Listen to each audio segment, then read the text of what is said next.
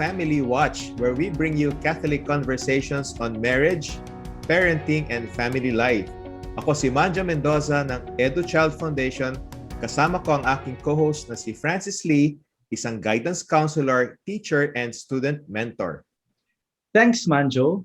At Family Watch, we believe that the path to the renewal of society and transformation of the church begins in and through the family by strengthening marriages, empowering parents, and bringing families closer to Christ.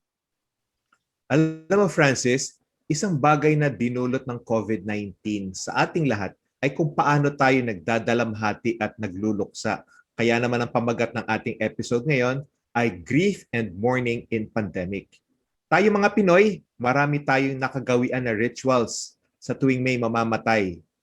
Yung pagbuburol, ipinagbawal ng ilang buwan dahil isang uri ito ng mass gathering, di ba? Hindi mo na nakasama ang iyong pasyente sa ospital, hindi ka pa pinayagan makapag-viewing kapag COVID yung cause ng death. No? Ang sabi nga ng isang writer, grieving is hard. In a pandemic, it is even harder. At nagsimula ito noong March 2020. At dahil doon, nagtala ang ating bansa ng 27,000 deaths. Sa Pilipinas lang ito. Sa dami ng bilang na ito, halos lahat ng kaibigan o kamag-anak natin, lalo na ako, may mga kakilalang namatay dahil sa COVID-19. Kaya napapanahon ang usapang grief and mourning in the pandemic. Para tulungan tayo sa usaping ito, inibitahan natin ang isang certified family physician at isang counseling psychologist, at siya ay may clinic dito sa Muntinlupa, dito sa Alabang. Siya rin ay guest lecturer sa Lasal, sa San Carlos, at naging mentor ng maraming psychologists at counselors sa bansa. Isa ako sa mga mentor niya. And for everyone, let's all welcome Dr. Lucille Montes. Hello, magandang gabi sa inyong lahat. Good evening, Dr. Ako'y natutuwa din na inimbitan niyo ako. Salamat, Doc Lucille, para sa pagpapaunlak mo sa amin. No? Let me start off. No? Yung bago pa tayo pumunta dun sa aspeto ng kamatayan during pandemic, medyo mag-rewind tayo ng konti.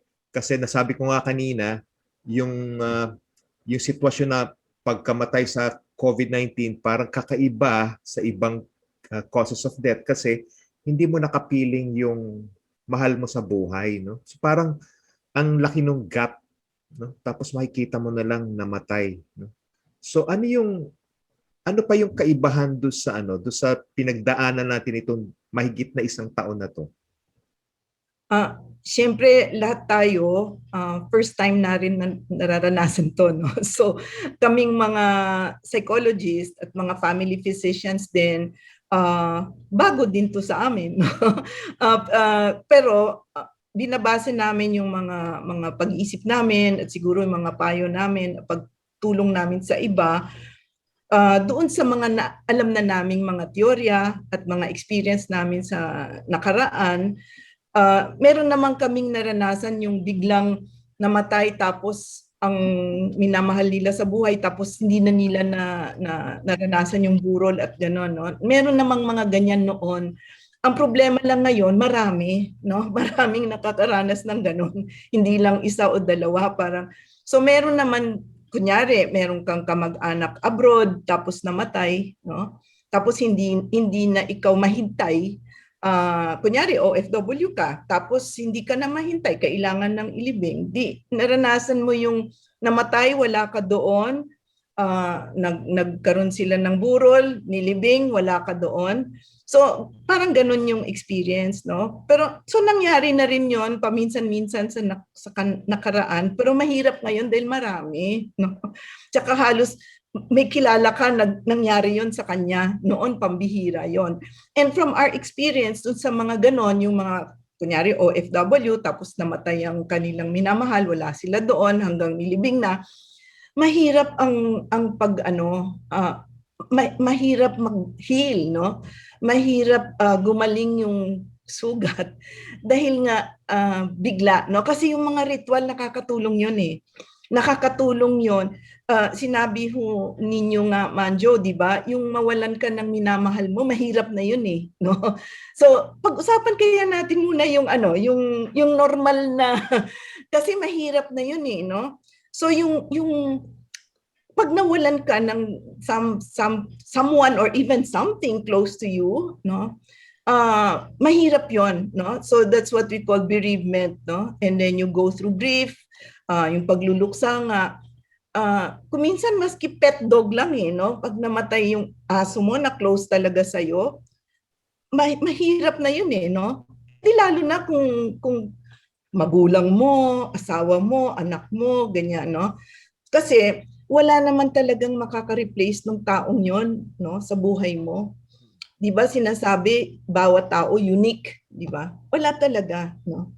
Meron talagang butas na hindi na pwedeng tapalan, no. Kailangan talaga tanggapin na wala na yung taong yon sa buhay mo, kaya mahirap, no. Kaya lang I want to look at the other side of the coin, ano. Habang malungkot ka, at namimiss mo yung taong minamahal mo, pag-usapan na natin tao, no? While I said maaring nawala yung, I don't know, your pet dog or something, pag-usapan na natin tao. Habang namimiss mo, meron ding good news doon eh, no? Kasi ibig sabihin nagmahal ka eh, no? May nagmahal sa iyo at nagmahal ka rin, di ba? So parang yun yung good part, no? Na kung isipin mo, na naka-experience ka ng pagmamahal, no? Doon sa taong yon, no? So yun yung good part, no? Kaya ka malungkot kasi nawala na siya, pero isipin mo rin na ay salamat sa Diyos, no, na naranasan ko itong taong to sa buhay ko, no? Yun yung other side of the coin. Alam mo, doktora, nung January, yung lola ko na-confine dahil sa COVID eh. Biro mo, wala kaming panahon para makita siya. Pero nabuhay naman, no? Buti gumaling. At ang paraan lang namin na makapag-usap, no? Naka-video call lang kami, makamag-anak namin. Malungkot talaga kasi 3 linggo siya nasa ospital. Yeah, tapos nag-aalala kayo, baka biglang ay siya, di ba? Yes. Oo. Pero swerte na kayo, nakakausap pa niyo, di ba? Yes. So yung yung mahirap mag-heal, no? Mahirap gumaling doon sa sugat pag number 1, bigla, di ba? Hindi mo in-expect, no? So in a way, itong nagka-COVID, no, hospital na ICU, may konting expectation, no, na baka mangyari 'yon. So pero kung bigla hindi mo in-expect, kunyari aksidente, no? Hindi mo na-expect. Pangalawa, yung edad ng tao, kung bata pa, di ba? Parang mas kasi if somebody is old already, parang na rin, alam mo na pre-departure area na, mawawala na rin siya. Pero maski na matanda, masakit pa rin. Kasi yung namatay yung nanay ko, she was 91, meron siyang Alzheimer's, bedridden na siya, no? Lumpo na siya. Pero nung namatay siya, ang hirap pa rin, no? Hirap talaga pagkamahal mo yung tao eh, no? In fact, nung wala na siya, kuminsan nakakalimutan ko na patay na siya eh, no? Tapos biglang, ay, wala na pala siya. Yung ganon feeling. So, depende sa pagbigla, pagka bata pa, or pag sobrang close sa'yo, di ba? Ang isa doon, yung asawa, no? Talagang kung yung spouse mo namatay. Tapos, the other thing, kung ito medyo hindi maganda, kung meron kang issue, no? Na hindi mo naayos o resolved issue. Oo. Kaya nga sana lahat yung mga issues inaayos na rin, no? Wag na nating hintayin na sa bangkay na bago ka maghingi ng patawad o ano. I think, doktora, yun yung isang nawala eh. Yung pagkakataon mo humingi ng tawad, pag naka-confine na yung tao, kasi hindi mo nga mapuntahan yung tao. Hindi mo mahawakan yung kamay, no? Hindi mo makonsole. So parang yung pagkakaroon ng closure, pagka meron kayong mga hidwaan, parang wala. Agree. Walang possibility. Pagka maraming thoughts, no, maraming pag-iisip na typical nakikita ko sa mga pasyente ko. Number 1, may pagkukulang ba ako? Yung period na yung namatay, yung period na may sakit o ano, may pagkukulang ba ako? Ginawa ko na ba lahat, no? So may part na parang guilty, baka dapat ganyan, baka ganon, no? So I tell my patients, wag na niyong isipin yan, no? Kasi we only do our best. No? Hindi naman tayo Diyos, hindi natin alam kung ano yung perfect na dapat gawin habang may nangyayari. No? So we do our best, di ba? So usually may mga ganyan no? Ginawa ko ba lahat? Baka dapat ganyan, ganyan, ganyan. So merong mga pagsisisi, ganyan. But I always tell my patients, no? So madaling kausapin yung my faith, no? Yung yung nagdadasal, may paniwala sa Diyos, tsaka alam yung turo ng ating reliyon. Kasi nandun lahat ng sagot no? So sinasabi ko sa mga pasyente ko, kung mga nagdadasal kayo, naniniwala kayo sa Diyos, alam nyo may buhay after, no? After kamatayan, may buhay. Yung kaluluwa ng minamahal nyo, nandyan pa rin, buhay pa rin. Naiintindihan na niya lahat, no? So pwede naman pwede pa rin yung kausapin, pwede pa rin kayong mag-sorry, no? Pwede pa rin yung ayusin yung mga hindi nyo naayos nung nandyan pa yung katawan niya. Kasi nandyan pa rin naman siya, mas naiintindihan niya ngayon, no? Mas naiintindihan niya, no? So, yun yung consoling words Wala namang ibang sagot kundi nasa faith natin Doktora, paano kung hindi naniniwala sa Diyos? Ano Ayun sasabihin ang mo? problema. No? So, pag hindi, sa psychology ngayon, we do things like you write a letter, may mga symbolic, naman, no? May mga symbolic activities, no? Na pwede nyong gawin. Tapos yung walang, di ba sabi ko nakakatulong yung burol. Kasi pag burol, it gives you time na i-adjust mo yung pag-iisip mo na, nga, namatay na nga, ganyan. At saka kung yung mga tao dumating, di ba, ulit-ulit mo yung kwento na tatanungin, paano namatay, ganyan, no?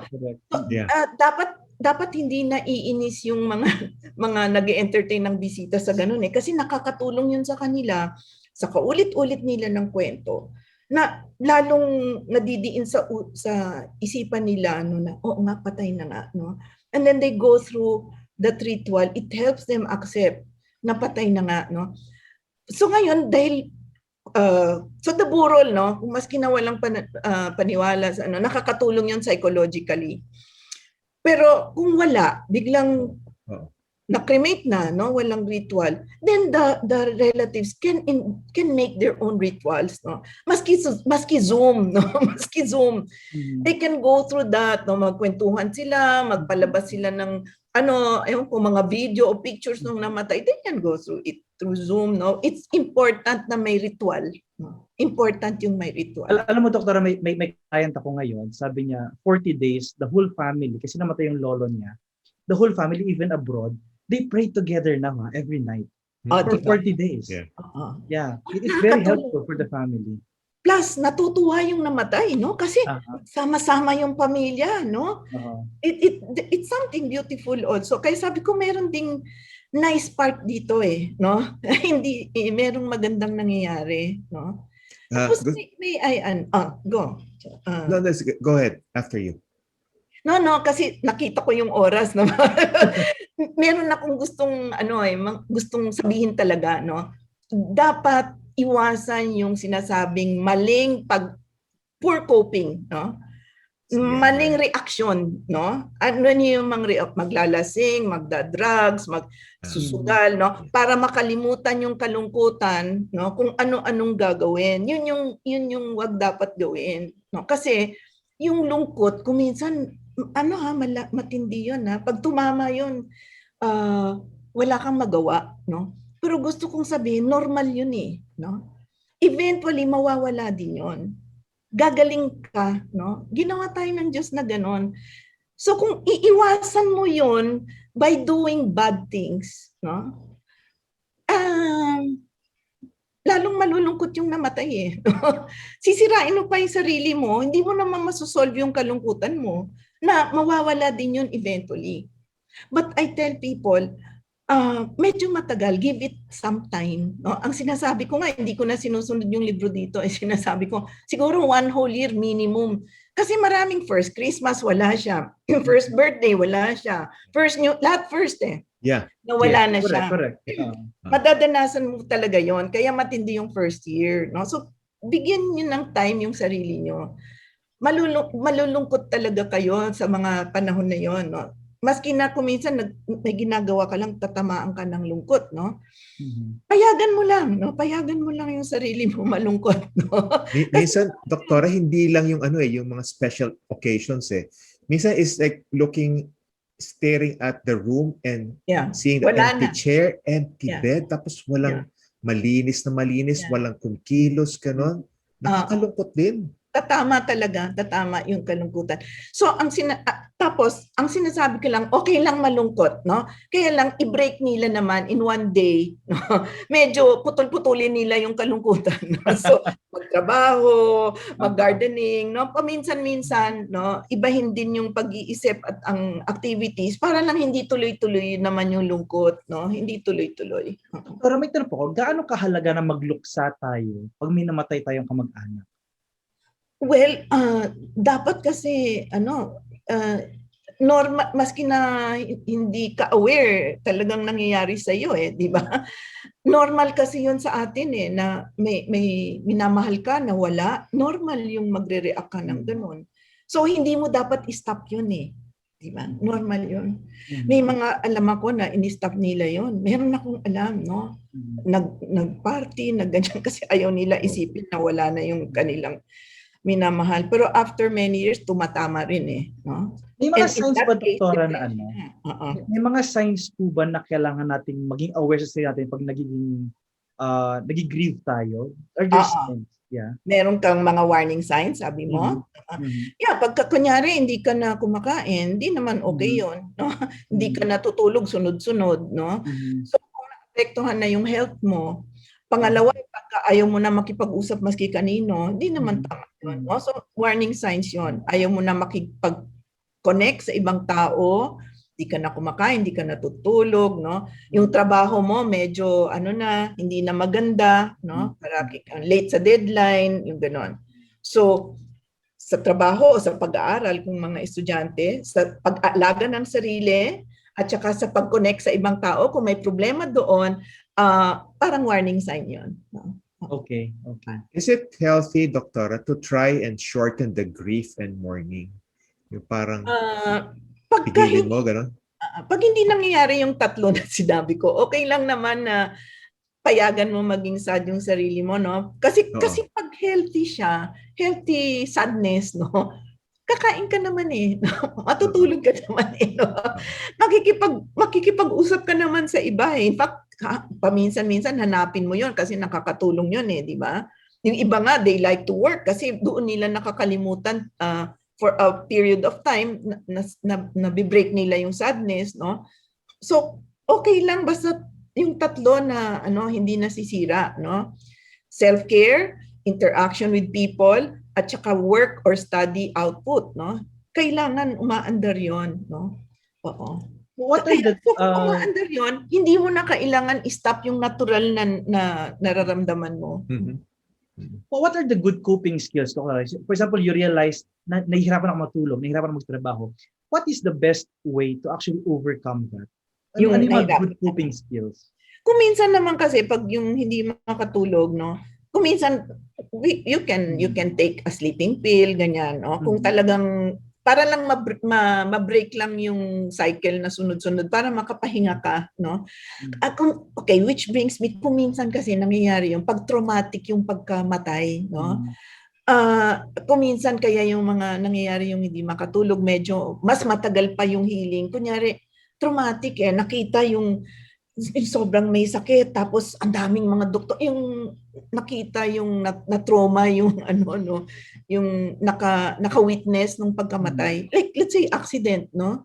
Pagka-traumatic mas matagal yan yung mga hindi makatulog kasi ulit-ulit nila, so yan kailangan inaalalayan yan kasi baka kailangan na ng tulong talaga from a professional, no? So baka kailangan ng pampatulog pero yung pampatulog na paminsan-minsan, there's nothing wrong with that lang, para lang ma-break lang yung cycle. Pero ang problema, pag matagal nangyayari, na kung sunod-sunod, araw-araw, 2 linggo na, ganun pa ng ganun. Yeah. Maraming pag-uusapan sa topic. May gusto sana ko i-share because it might help other people, hindi ko alam. hindi alam ng maraming tao to, ngayon ko lang sasabihin, sa buong madlang people. Namatay ang nanay ko last year eh. But ano siya, she had a lingering illness, 40 plus years, no? So for like, no past 10 years, parang in and out siya sa ospital. So nung time na nagka-COVID, sabi ko, nako, this is the worst time na ma-hospital ang mami. So last year yon. So what happened was, namatay siya dito sa bahay namin. And sabi ko sa mga anak ko, well, the mortuary is going to pick her up anytime. Sabi ko, anong gusto niyo gawin?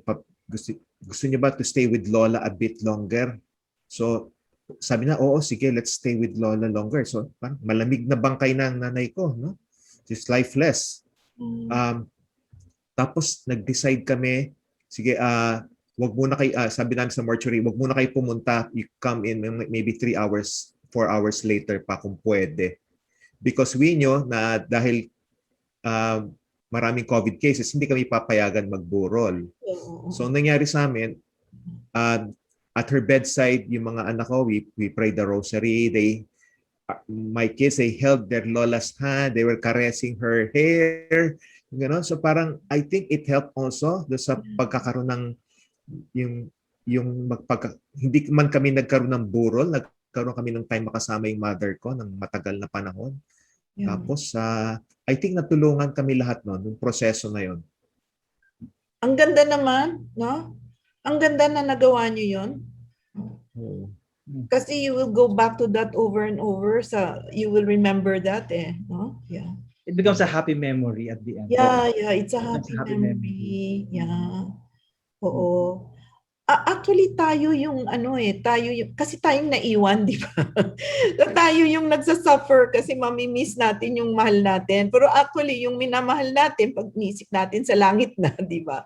Ang saya na nila. No? Oo. Pagkatapos, alam mo, meron akong magandang narinig na homily, no? So, marami na akong narinig na homily sa mga misa para sa patay. Na this one stood out. Wala naman siyang bago, kaya lang natamaan lang ako. Sabi nung pare, if we're praying for our departed, no, we are loving them. No? Kumbaga, alam na natin yun, di ba? It sounds, ordinary, but it hit me in a new way. Kasi para bang, pagmahal natin, pagbuhay pa, hinahag natin, hinahalikan natin, we write letters, we send cards, we give gifts, no? So lahat yun, parang ganun ang ginagawa mo pagka nagdadasal ka para sa isang taong namatay na mahal mo. Para kang nag-send ng card, nagbigay ng gift, para kang nag-kiss, para kang nag-hug, no? When you're praying, no? So the one single thing we really do, no, to replace all of those bodily expressions, kasi spirito na siya, di ba? Di naman natin bigyan ng regalo, halikan, kasi spirito na, is to pray for him, no? So parang it's so important talaga to pray for our dear departed. At the same time, Doctora, we have to be creative also, because not everybody can come home. Not everybody can join the burial if there is a burial. So it really comes with the creativity of the family. Creativity. Yeah, it's the creativity of the family. No? Kaya balikan yung sinabi ni Manjo, parang gusto ko pang i-absorb. No? Parang pinipicture ko yung ginawa nyo. No? Para bang mabuti na isip nyo yun actually. No? Na you had yung few moments na yon, no? Parang napakahalaga. Yun, no? Kailangan talagang nararamdaman natin ng maigi yung every moment, no, with our loved ones. And then what we did was, kasi nga kinabukasan i-cremate na siya, so inuwi muna namin kasi hindi naman agad-agad na-schedule yung interment. Sasama namin siya doon sa puntod ng tatay ko. Hayaan namin muna mag 40 days. We finished the prayers. Gabi-gabi, we gathered around the urn to pray. Yung ganon. So parang nagkaroon kami talaga ng mahabang panahon para magdasal, magkaroon ng closure. Kayo, no? Pero si nanay, masaya na nakita kayong ganon. Di ba? Doktora, may tanong po ako, Doktora. And probably this is also the last question tonight, Doktora. No? right now in this pandemic, many families actually was not able to have that burial, the right kind of burial. What advice can you give them so that they can cope well in their grief? Oo. Um, so yung sinabi ko kanina, no, magkaroon pa rin ng ritual, no? Tsaka ano, that's not just once. Merong meron, ganda nga sa atin eh, di ba? May 40 days, may ganyan. May 1 year anniversary, ganyan. So, you celebrate that, no? But then, through prayer, alalahanin palagi yung loved one, no? And then, put yung mga mementos, no? Mga pictures, mga reminders of your loved one sa bahay, di ba? Put them in important places para nandun pa rin siya. I think that's important, no? Pictures or objects that you associate with the person, di ba? Parang you find maghanap ka ng opportunity na i-celebrate, no, yung buhay niya, no, at saka ipatagalin yung alaala sa kanya, no. So you can use, so aside from rituals, mementos, no, things that are associated with him that will make people. And then some kasi they do a project in the name of the person, no, kasi that's one way na parang buhay pa siya eh, no? Yung presence niya nandito pa rin sa mundo. If you just one small project maybe to help others or to something in his name, no? Some do that. It could be a small thing only, doesn't have to be very big, no? Ano tayo eh, ang human being, no, can think of many things eh. Yung sabi mo kanina, Francis, you have to be creative. Yes. But we have to be creative talaga to think of ways to replace, no, that missed opportunity na maganda yung closure, yung ganyan, no. Ito hindi eh, no. But we can always think of something, no. Yun, souvenirs, ganyan. Yeah. Thank you very much, Doctora, for this time. Thank you very much for all the insights you've given us. I'm actually reflecting right now. I'm in the third generation of our family. My family came from Macau. I'm part of the third generation. And the deaths actually just started 3 years ago. The first death was my tita that we all experienced as a family. And it was a different thing for me also. We didn't know how to grieve. We didn't know how to do it. So we had to find ways. You have to find ways. You have to find ways. I have a daughter who writes poetry, no? And she like when she writes poetry about a person we are close to who died, it really helps me a lot, no? Kasi na-encapsulate lahat yung doon sa poem eh. So kung may mga artist dyan sa pamilya, i-challenge nyo sila na gumawa ng something, no? Nakakatulong yun eh, no? So we have our faith, we have art, no? Yes. To art, to help us grieve, no? Yes. And in our faith, we have such a thing as the communion of saints. Yes. We believe in the communion of saints, kaya parang, wow, ang laki ng advantage mo maging Katoliko, di ba, at this time? Sobra. At may magandang sinabi si Pope Francis about accompanying those who grieve. Sa paragraph 255 to 258 ng Amoris Laetitia. Mahaba po para basahin, but Francis will read a part of it. Francis? Okay, thank you, Manjo. So Pope Francis said, the grieving process takes a fair amount of time. And when one must accompany that process, he has to adapt to the demands of each of its stages. The entire process is filled with questions about the reasons why the loved one had to die, about all the things that might have been done, about what a person experiences at the moment of death. With a sincere and patient process of prayer and interior liberation, peace returns.